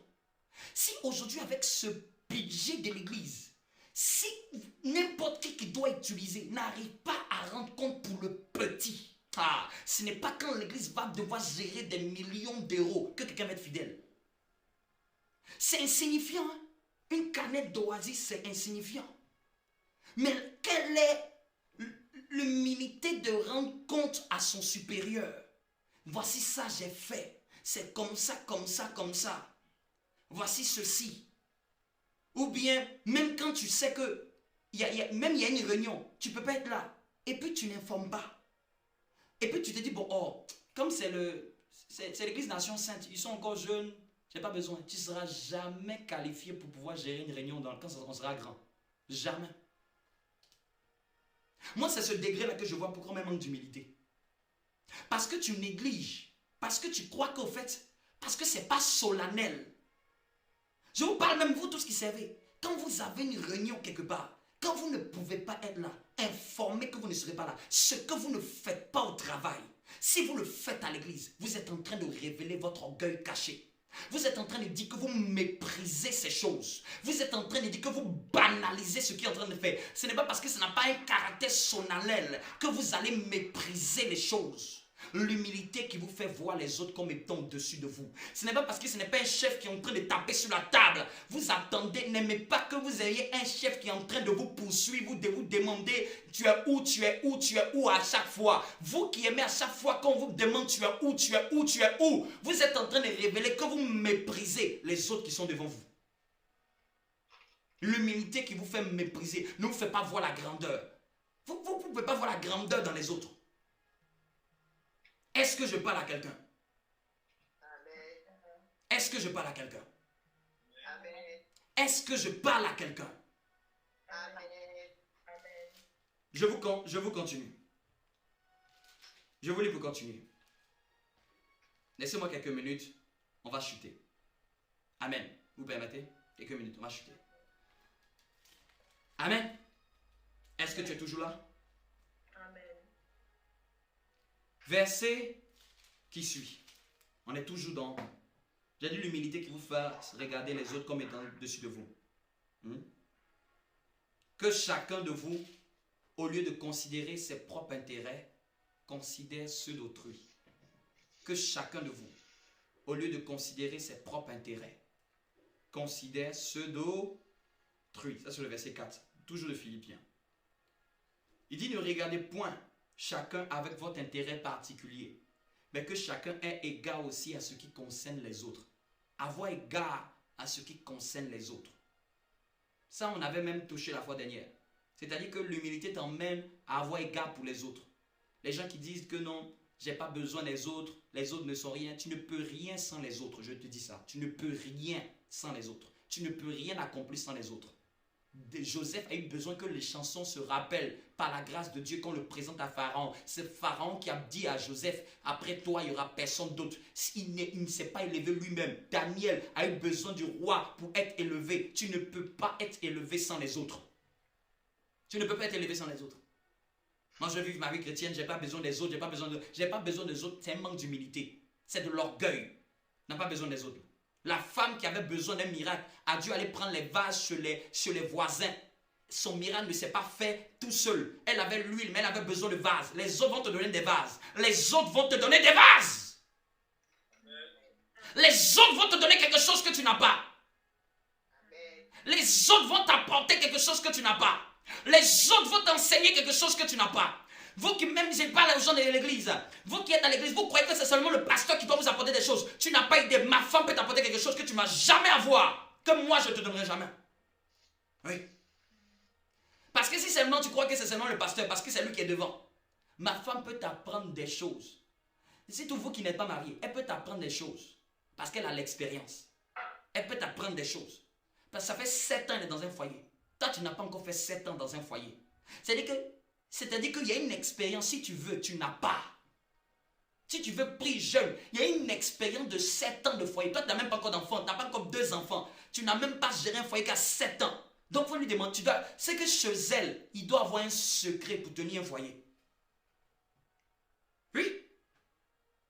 C'est pas seulement quand le pasteur va enseigner sur le mariage. C'est pas simplement. C'est pas simplement. Elle peut t'apprendre quelque chose. En tant que femme, elle peut t'apprendre quelque chose. Mais quand seulement tu la regardes seulement, tu vois, tu penses que parce que quoi, elle ne prêche pas comme le pasteur, c'est qu'elle n'a rien d'apprendre, c'est que tu rêves. Parce que quoi, ce n'est pas elle qui est devant comme le pasteur. Et c'est ce que beaucoup de gens ne savent pas. Quelqu'un peut avoir quelque chose que vous cherchez, mais vous êtes en train de le rater.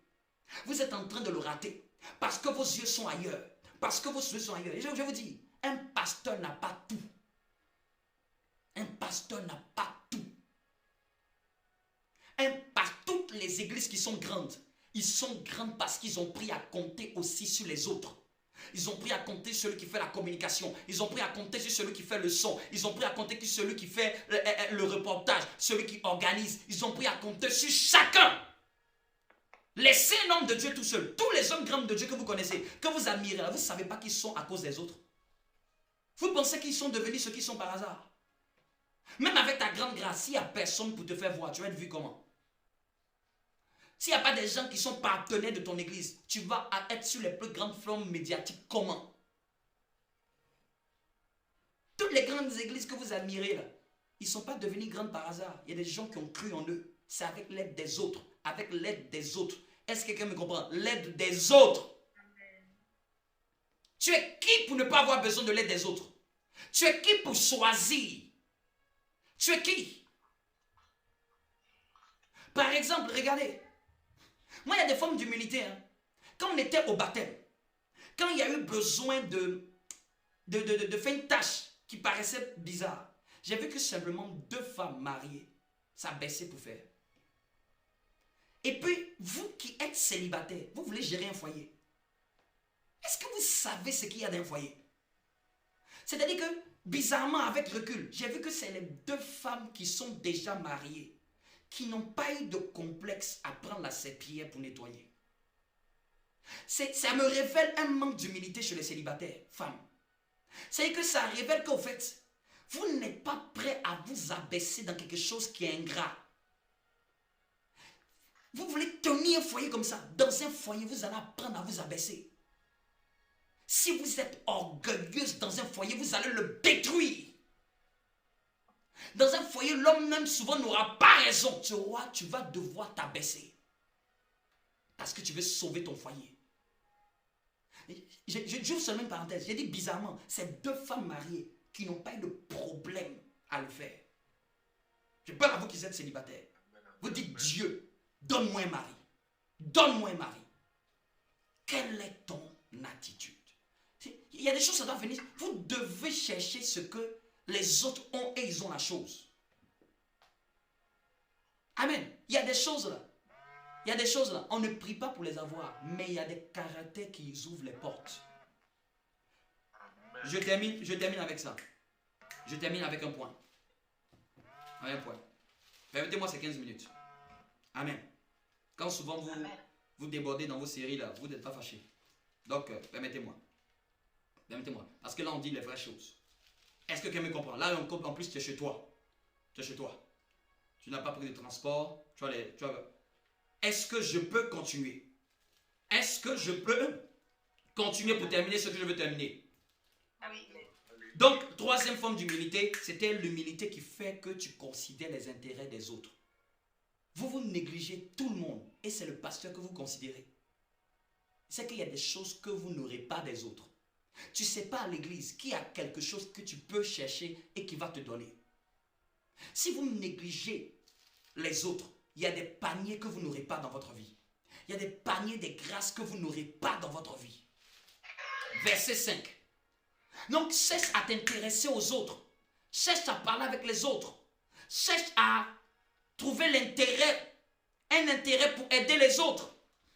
Ne sois pas centré sur toi-même. Être centré sur soi-même, ses propres intérêts, c'est un manque d'humilité, c'est de l'orgueil. Moi, je m'en fous des autres. Moi, je viens à l'église, je prie. Moi, je viens chercher ma part. C'est pour ça que tu vas chercher. C'est ta part seulement tu n'auras pas la part des autres. Oui. Tu n'auras pas la part des autres. Tous ceux qui sont grands, Jésus même a eu besoin des 12 disciples. Toi, tu es qui pour ne pas avoir besoin des gens? Jésus a dit, Pierre, suis-moi. Vous pensez que Jésus pouvait faire le ministère tout seul?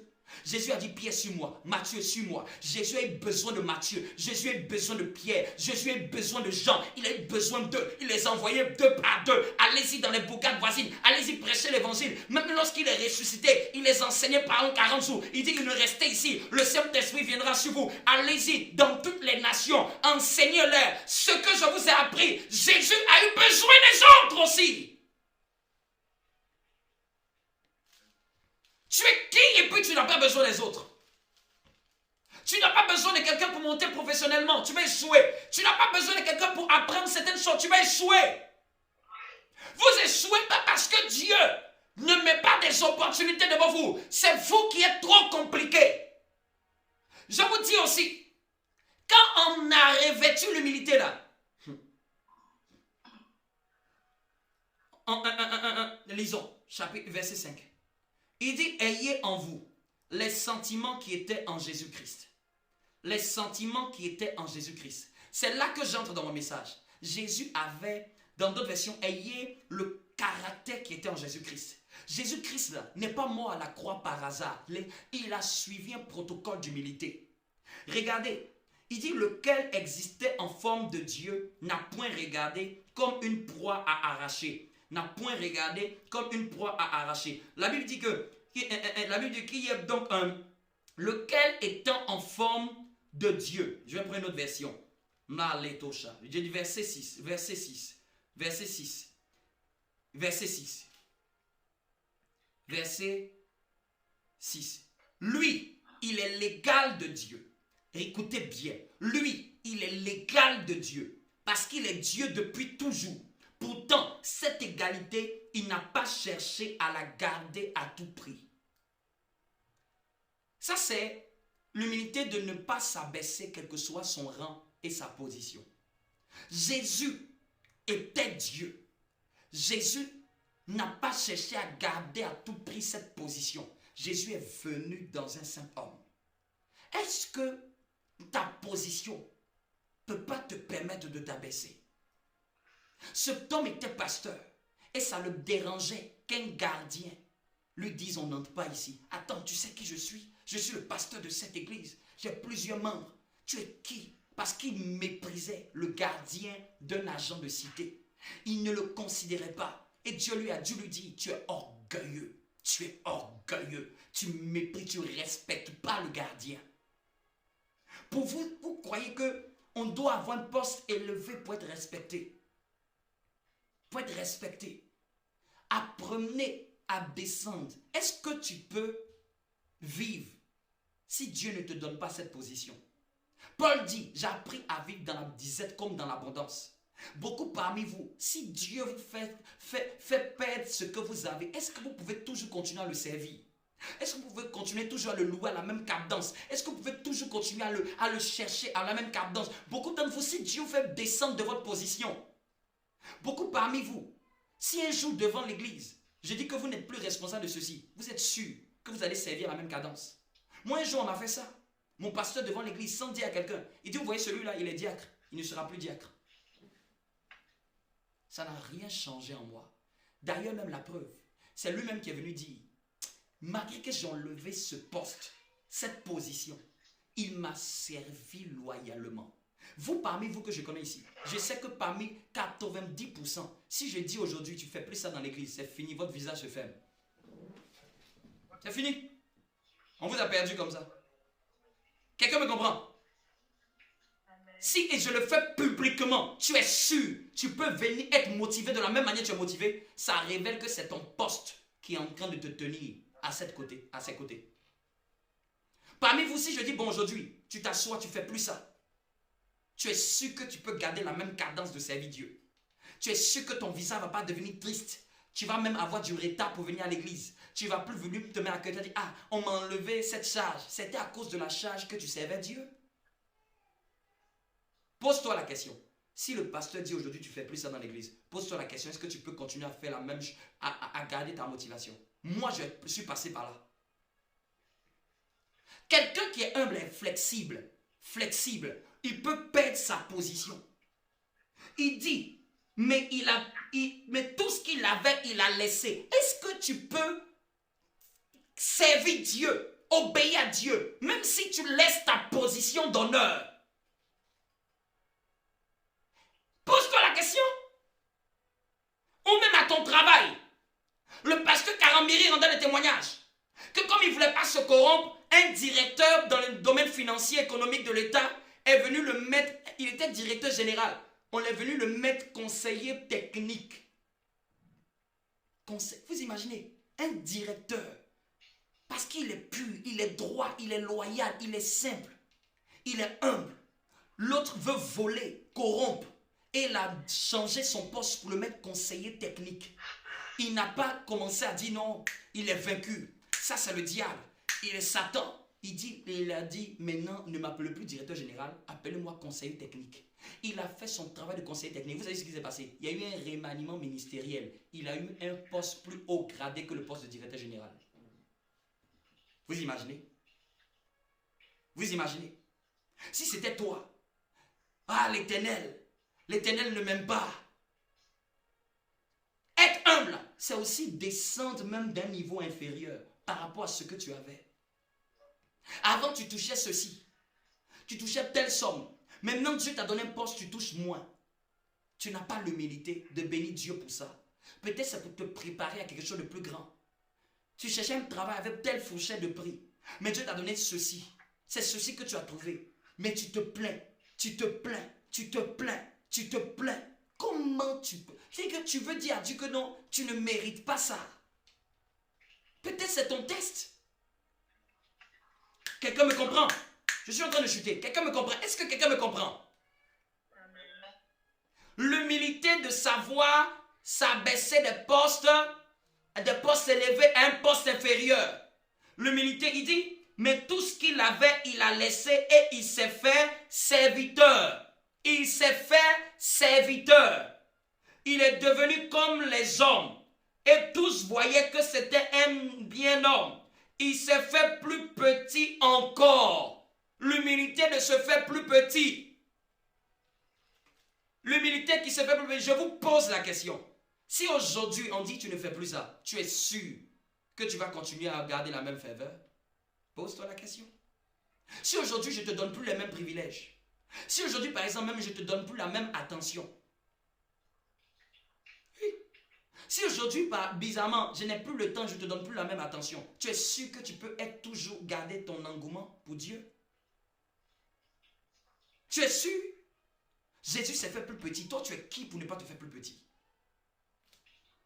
La Bible dit qu'il a paru comme un simple homme. Et je termine avec ce point. Être simple. Dis avec moi, être simple. Vous qui êtes compliqué. Vous qui êtes compliqué. Moi, dans mon avant, tu ne peux pas savoir comment j'étais compliqué. Compliqué.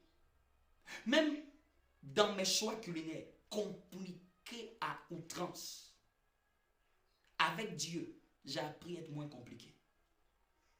Vous qui êtes compliqué, vous n'aimez pas qu'on fait ceci, vous n'aimez pas qu'on vous tourne là-bas. Oh non, moi j'aime pas ceci, oh moi j'aime pas cela, oh moi j'aime pas ceci. Et puis toi, tu dis que tu es humble. Vous êtes compliqué dans tout, dans tout. Vous n'aimez rien du tout. La Bible dit, soyez simple. Je vous dis, je peux vous dire quelque chose pour que je termine.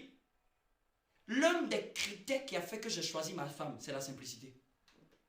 C'est tout. Quand je l'ai regardée, j'ai dit ça, je préfère cette femme-là. Si j'avais en face de moi une femme compliquée, jamais j'allais la marier. Jamais. Je vous dis, qu'elle soit belle, qu'elle soit tout, mais ce caractère, s'il y a un caractère que peut-être aujourd'hui qu'elle peut savoir, j'ai juste le regard, juste la manière dont elle est habillée. J'ai dit non, ça c'est une femme qu'il faut qu'on mette ça chez soi. C'est son cas. Je l'ai vu une seule fois. Je pouvais choisir plusieurs. Mais sa simplicité, c'est ça qui m'a marqué. J'ai dit, moi, je veux être simple. Je ne veux pas une femme compliquée. Vous, là, vous voulez mettre des gens avec vous. Vous voulez vous mettre en couple. Mais vous êtes compliqué jusqu'à l'extrême. Vous croyez que c'est un gâteau tout fait qui va se déposer devant vous. Compliqué. J'ai vu même une soeur qui m'a dit, regarde ses dents. Hey! Tu cherches mari ou tu cherches dents? Tu cherches mari ou tu cherches dents? Je vous dis, avant même que je dise à ma femme, tu es de quelle croyance? Mon esprit de vouloir quelque chose de simple avait déjà posé les regards. Et c'est après qu'elle me dit aussi, elle est de la même croyance évangélique protestante. J'ai dit, waouh, je comprends pourquoi c'est Dieu qui m'a attiré. Regardez, même le caractère. Le caractère. Soyez simple, ne soyez pas compliqué dans votre vie. La Bible dit, soyez simples comme des colombes. Simples comme des colombes. Si j'avais en face de moi une fille qui était compliquée dans la manière de s'habiller, compliquée dans la manière de se mettre ceci, je vous dis, jamais j'allais la choisir, jamais. Même si elle prie en langue, jamais j'allais choisir. Je ne supporte pas ce qui n'est pas simple. Et je bénis Dieu pour ma femme. Je vous dis, je bénis Dieu. S'il y a une chose que Dieu m'a fait grâce, c'est de m'avoir donné une femme simple. Je bénis Dieu à l'extrême.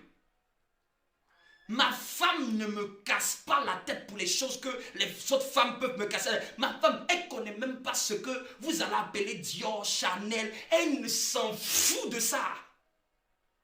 Dior, Chanel, envoie-moi ici. Je vous dis, je vous parle, que Dieu vous donne de bonnes personnes. Elle ne connaît même pas toutes ces choses. Non, emmène-moi ici, il faut que tu m'emmènes là-bas. C'est moi-même, je lui fais du bien. C'est moi-même, je lui dis, prends ça. C'est moi-même, je lui dis même, achète-toi ça. Elle ne connaît pas ces choses. Elle ne connaît pas. Elle ne connaît pas ces choses. Ces choses qui mélangent la tête des filles, là, elle ne connaît pas. Ça ne passe même pas. C'est qu'elle ne sait même pas comment penser à ça. Il y a d'autres qui vont pleurer. J'ai pas eu le dernier modèle de ceci. J'ai pas eu le dernier. Je vous dis, c'est même ma femme, c'est qu'elle a voulu se marier, que les sœurs lui ont dit, s'il te plaît, on va t'apprendre au moins à faire un peu le make-up. Vous me comprenez? Vous me comprenez? J'ai aimé ma femme comme ça. C'est quand même on a voulu se marier que des sœurs, j'ai vu des sœurs lui dire, maintenant tu sais, tu vas prendre un peu de make-up maintenant. Tu es devenue une femme. Il faut apprendre maintenant un peu à mettre un peu de petites touches, quoi. Vous voyez un peu? Ma femme était naturelle. Naturelle. Et c'est ce naturel-là j'ai aimé. Vous qui aimez les choses compliquées, les gens qui aiment les choses compliquées, c'est pour ça qu'ils ne durent jamais dans les mariages. Vous aimez les choses compliquées.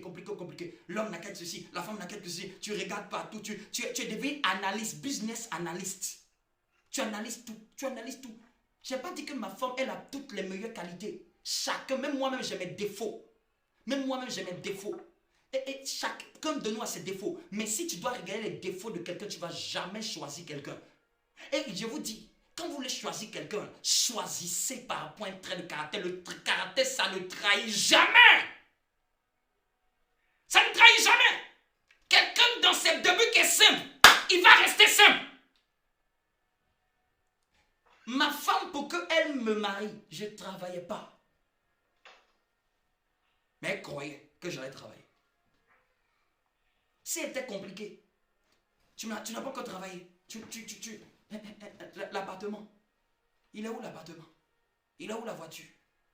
Je n'avais rien de tout ça quand ma femme m'a accepté. Rien de tout ça. Je ne travaillais pas. J'étais simple étudiant. Même la maison où on allait habiter, c'était elle-même qui était même la garante. Vous imaginez un peu? Vous imaginez un peu? Mais vous, quand vous voulez tout, soyez simple. Vous voyez la colombe. La colombe n'est pas compliquée. Elle a une seule couleur. Elle n'est pas gênée de ne pas être comme un perroquet. Sois pas un perroquet, sois une colombe. Simple. Vous n'aimez pas ceci, vous n'aimez pas cela, vous n'aimez pas ceci, j'aime pas qu'on me fasse ceci, j'aime pas qu'on me fasse cela, j'aime pas qu'on me dise ceci, j'aime pas qu'on me dise ça, j'aime pas qu'on me parle comme ça, j'aime pas. Tu n'aimes pas quoi finalement? Tu n'aimes pas quoi finalement? C'est quel orgueil ça? Calme-toi un peu, tu n'aimes pas ceci, j'aime pas qu'on me parle et puis ça prend un sens tournu. Ça veut dire que non, tu es sournois, j'aime pas quand tu es susceptible avec moi, j'aime pas quand tu me parles et puis tu montes le ton. Toi, tu n'aimes pas tout.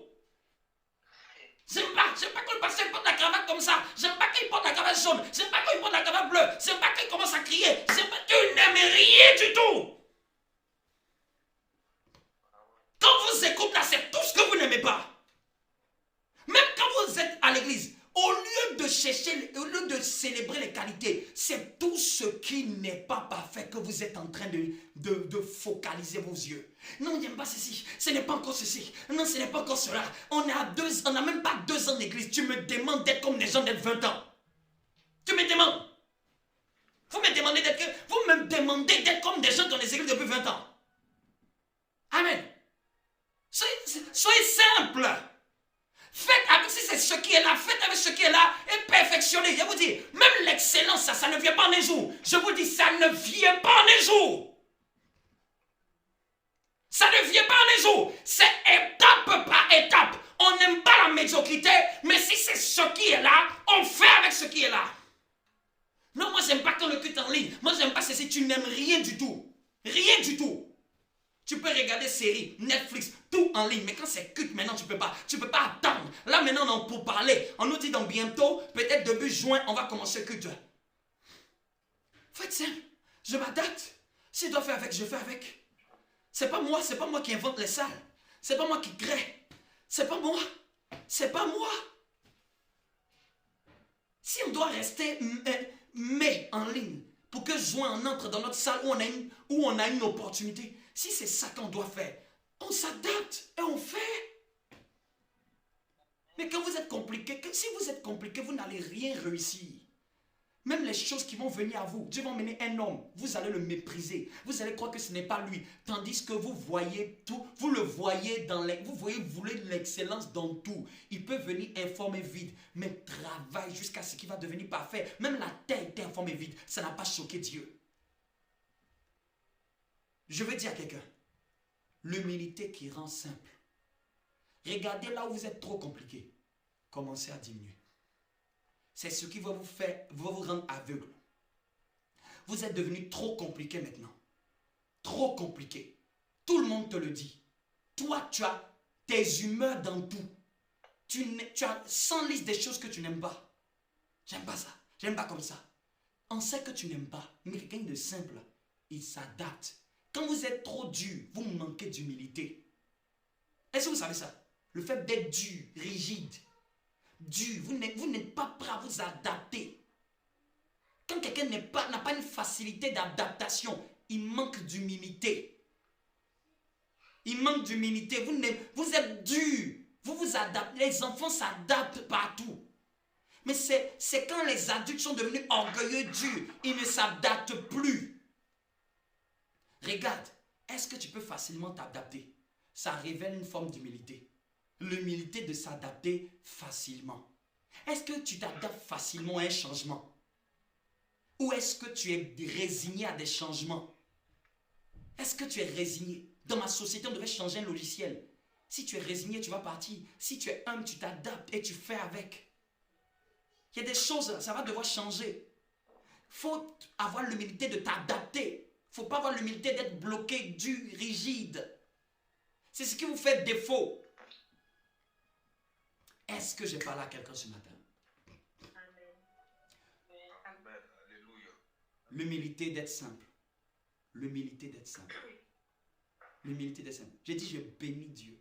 Je peux dire, s'il y a une chose que je bénis Dieu, c'est de m'avoir donné une simple femme.